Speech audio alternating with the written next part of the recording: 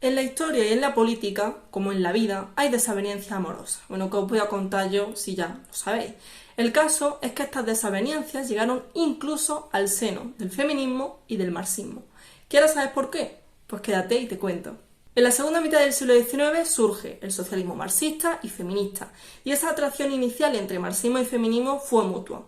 ¿Por qué? Pues muy fácil, porque ambas son teorías críticas que contemplan la realidad con disgusto y que politizan todo lo que tocan. La experiencia feminista era anterior, ya durante la primera mitad del siglo XIX vemos la lucha de las sufragistas por el derecho a voto y por su reconocimiento como ciudadanas, pero este era un movimiento puramente burgués y blanco. Por tanto, muchas de las mujeres que se incorporaron al mundo laboral tras la Revolución Industrial no se sentían identificadas con las reivindicaciones de las mujeres de las clases medias y altas. Esto convirtió a las mujeres de clase obrera en una anomalía dentro del discurso feminista imperante.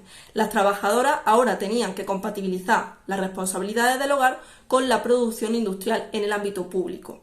Por tanto, sus necesidades se alejaban cada vez más de la burguesa. Es por esta razón que cuando nace el marxismo, el feminismo establece relación con él. ¿Por qué? Porque es la primera teoría crítica de la historia que contempla las relaciones humanas en clave de dominación y subordinación.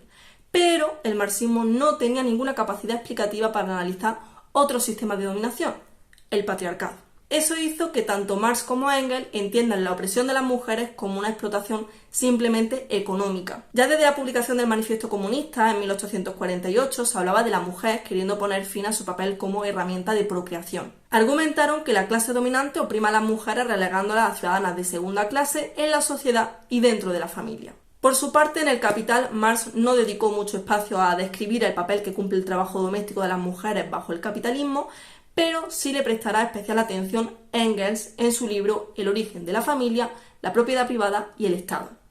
Engels aquí califica el surgimiento de la familia nuclear como la derrota histórica del sexo femenino a nivel mundial, porque para Engels el marco familiar produce esa extrema degradación que sufren las mujeres a manos de sus maridos con un grado de desigualdad desconocido en las sociedades anteriores. La obra de Engels fue la chispa necesaria para generar un intenso debate entre mujeres y hombres socialistas. Marx, Engels, Trotsky y Lenin representaban esa tradición marxista científica en cuanto a la emancipación de la mujer.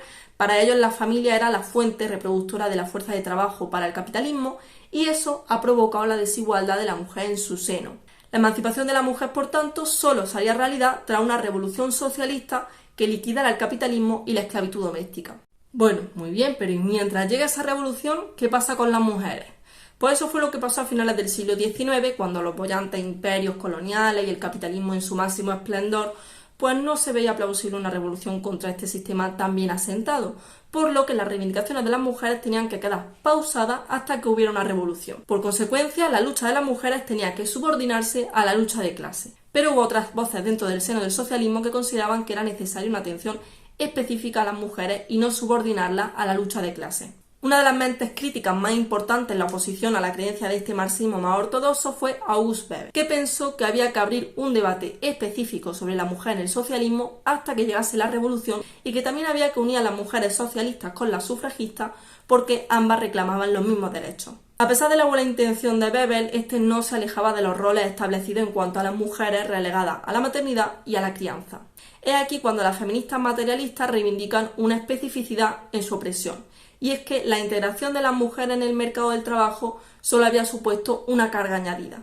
Las labores del cuidado han sido asignadas a las mujeres y además estas no se reconocen ni social ni económicamente a pesar de ser fundamentales para el mantenimiento del capitalismo. Mujeres como Clara Zetkin y Alejandra Kollontai priorizaron los derechos de las mujeres dentro del movimiento socialista. Zetkin fue una activa militante comunista, dirigente de la revista femenina Igualdad y encargada de organizar la Conferencia Internacional de Mujeres en 1907 y, por cierto, también creadora del 8M. Ella establecía una diferenciación entre los problemas de las proletarias y los de sus compañeros de clase, y es que su opresión iba más allá del sistema capitalista y de la explotación económica. Esto hizo que la socialista defendiera causas propias del movimiento sufragista, eso sí, sin desestimar las motivaciones marxistas. Sin embargo, esta percepción no era siempre compartida dentro de las filas del movimiento obrero, lo que le hizo tener pugna incluso con el mismísimo Lenin. Por su parte, Alejandra Kollontai trató el tema de la liberación sexual femenina en dos de sus obras, La nueva mujer y El amor en la sociedad comunista. Para ella, el matrimonio convertía a la esposa en una propiedad más del marido y esto tenía que ser sustituido por una unión libre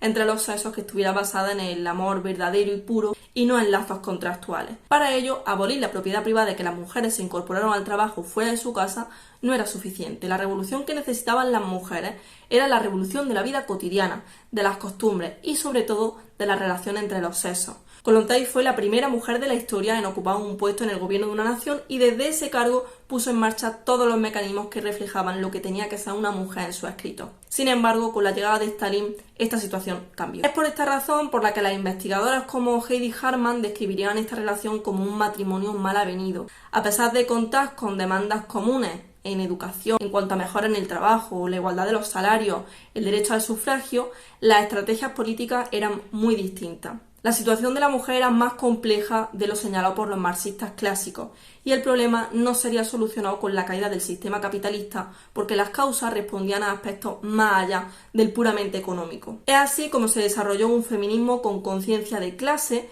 que luchó en ocasiones junto al feminismo burgués y en otras ocasiones frente a él. Las feministas socialistas tuvieron que sufrir además las diferencias dentro del movimiento marxista, incluso llegando a no insistir en sus objetivos por temor a perjudicar a la causa socialista. Sin embargo, muchas mujeres adscritas a estos movimientos eran conscientes de que la revolución del proletariado no sería capaz de solucionar los problemas del patriarcado. La historia les daría la razón. Por tanto, un error que siguen manteniendo muchos comunistas ortodoxos es pretender explicar el fenómeno patriarcal únicamente aludiendo a argumentos marxistas, siendo más bien un complejo entramado que afecta más allá de ese plano económico. Para teóricas como Christine Delphi, las herramientas que da el marxismo tienen que seguir siendo útiles para el feminismo, pero de la misma manera es necesario reconocer la especificidad de la discriminación femenina más allá de los términos materiales. Es decir, cuando el capitalismo termine, no necesariamente terminará la problemática de las mujeres, porque la discriminación hacia las mujeres no se explica solo en términos económicos, sino también ideológicos.